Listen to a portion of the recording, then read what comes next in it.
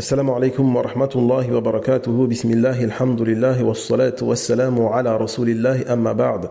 Nous entrons dans l'explication du premier nom d'Allah qui est le vivant.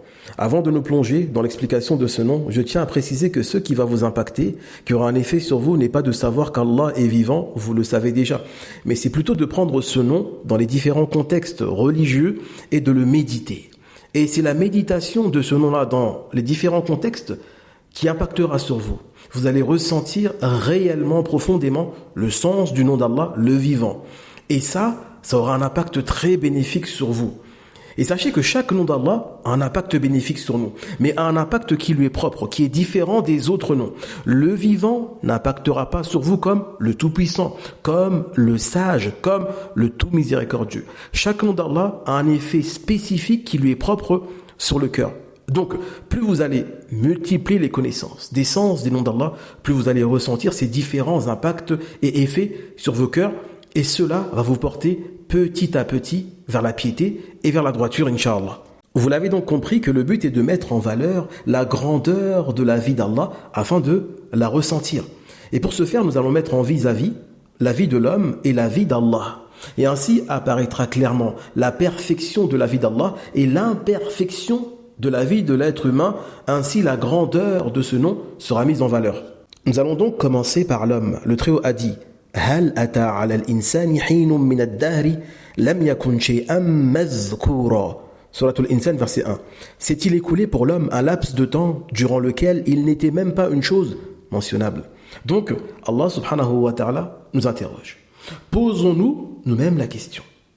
S'est-il écoulé un temps où nous n'existions pas? Ce temps s'est bel et bien écoulé. Nous étions néants.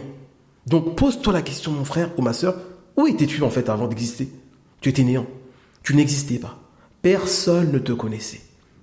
Et tout le monde se passait de toi. L'univers continuait son cycle.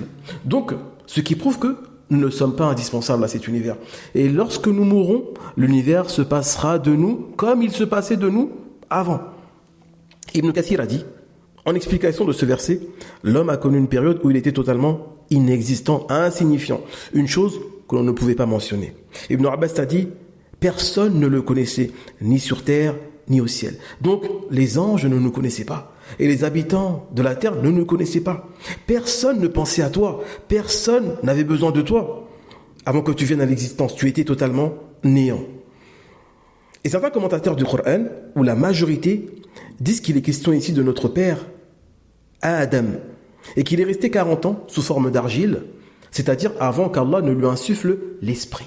Et sous cette forme d'argile, on ne pouvait pas le nommer, c'était simplement de l'argile qui avait une forme humaine. Donc on ne pouvait pas l'appeler humain.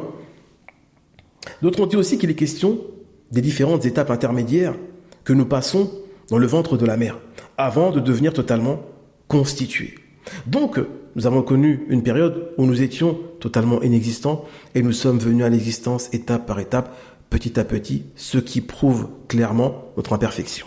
Ensuite, le Très-Haut continue en disant Wallahu akhrajakum min butuni ummahatikum la ta'lamuna shay'a wa ja'ala lakum as-sam'a wal absara wal af'ida la'allakum tashkurun. Sourate An-Nahl, verset 78. Et Allah vous a fait sortir des ventres de vos mères dénués de tout savoir et vous a donné l'ouïe, les yeux et les cœurs afin que vous soyez reconnaissants. Donc nous voyons que l'être humain a été porté dans le ventre d'une femme. Et ça, c'est un signe d'imperfection, parce qu'il ne peut pas venir au monde directement comme ça. Et il doit passer par cette étape qui est d'être porté. Il est aidé avant même de venir à la vie. Par qui? Par une mère. Et il ne sort pas tout seul, comme Allah Ta'ala dit, Wallahu akhrajakum. Allah vous a fait sortir. Donc lorsqu'un enfant sort de ce ventre pour venir à l'existence, c'est Allah qui le fait sortir. Ça prouve encore une imperfection. Donc, un enfant qui vient à la vie, c'est par la grâce d'Allah. C'est lui qui le fait sortir. Donc, les parents se doivent d'être reconnaissants. Le Très-Haut dit, dénué de tout savoir. Donc, même lorsqu'on est, on n'est pas parfait, connaisseur de toutes choses, on est totalement ignorant, dénué de tout savoir. Et Allah Ta'ala nous donne des outils pour apprendre qui sont lui, les yeux et les cœurs, comme il dit, afin que vous soyez reconnaissants. On va s'appuyer sur ces outils pour apprendre. C'est pour cela que les enfants qui naissent avec l'un de ces trois-là en moins sont totalement handicapés. Ils vont apprendre beaucoup plus difficilement. Donc ce sont nos outils pour apprendre. Donc Allah nous montre notre imperfection. Nous naissons totalement ignorants et petit à petit, nous apprenons dans la vie par ces différents outils. Et si nous allons plus loin, il y a d'autres choses qui sont liées à cela.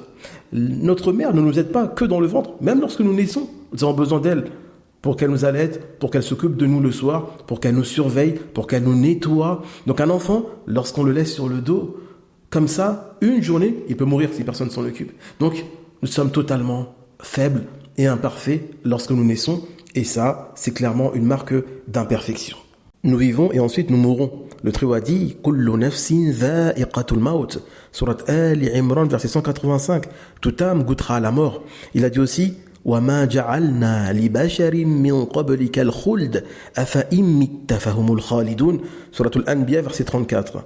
Et nous n'avons attribué l'immortalité à nul homme avant toi. Est-ce que si tu meurs toi, ils seront eux éternels? En d'autres termes, ô Mohammed, malgré la place dont tu jouis auprès de nous, la valeur que tu as auprès de nous, malgré cela, nous te faisons goûter à la mort.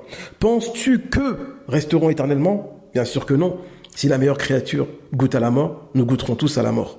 Passons maintenant à Allah, le Très-Haut. Nous avons dit que l'être humain a connu un laps de temps où il était inexistant, absent, néant.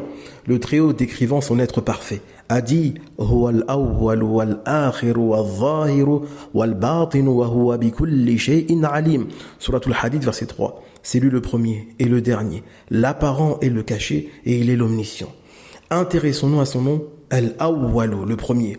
Le prophète sallallahu alayhi wa sallam a expliqué cela dans un hadith rapporté par l'imam Muslim dans son invocation en disant « Tu es le premier et il n'y a rien avant toi ».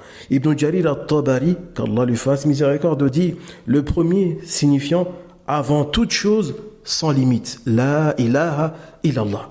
Nous comprenons que notre Seigneur, gloire et pureté à lui, a toujours été là. Il n'a jamais connu d'absence comme l'être humain, qui lui était absent et ensuite il est venu à l'existence. Allah n'est pas venu à l'existence. Il a toujours été là. On ne peut même pas le dater. À quelle époque a-t-il apparu? Pourquoi? Parce qu'il était là avant le temps. Comme le prophète sallallahu alayhi wa sallam a dit, il n'y a rien avant toi. Donc Allah était là avant même la présence du temps. Et là on commence à voir les limites de notre raison. On ne connaît rien de semblable. Rien qui ressemble à cela. Allons plus loin. Et avant de continuer, je précise, comme a dit Ibn Qudama, qu'Allah lui fasse miséricorde dans son livre Lumma'atul I'tiqad, il a dit tout ce que nous pouvons imaginer ne peut être Allah car nous ne pouvons l'atteindre de notre imagination. Donc, si nous laissons vaquer notre pensée, notre imagination, nous imaginons un être au fin fond de l'espace. Mais en réalité, c'est encore erroné, car Allah était là même avant l'espace. Allah n'est pas dans l'espace. Il était là avant l'espace et il a créé l'espace.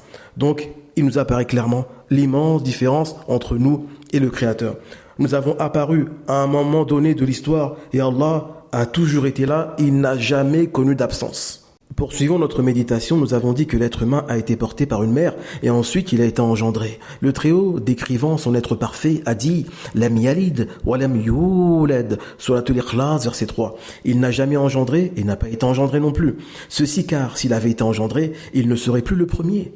Mais le géniteur, celui qui l'a engendré, serait lui le premier. Et lui aussi mériterait l'adoration car il serait à l'origine de la naissance de Dieu.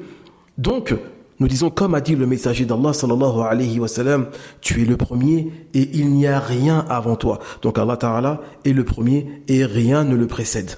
Et bien plus que cela, si nous allons plus loin, nous voyons que la vie et la mort étant des créatures d'Allah, il en fait ce qu'il veut. Il peut même octroyer cette capacité à certaines de ses créatures, à certains serviteurs, comme il a fait avec Jésus, fils de Marie. Il lui a donné la capacité de ressusciter les morts, de redonner vie aux morts. Mais lorsque Jésus accomplissait cela, que disait-il? Il disait « Wa uhyil mauta bi-iznillah » et je redonne la vie aux morts par la permission d'Allah. Il a donné à Moïse la capacité de redonner la vie aux oiseaux. Il a demandé aux enfants d'Israël de frapper le mort avec une partie de la vache et le voilà vivant. Il a fait mourir et ressusciter l'homme qui est passé par une ville.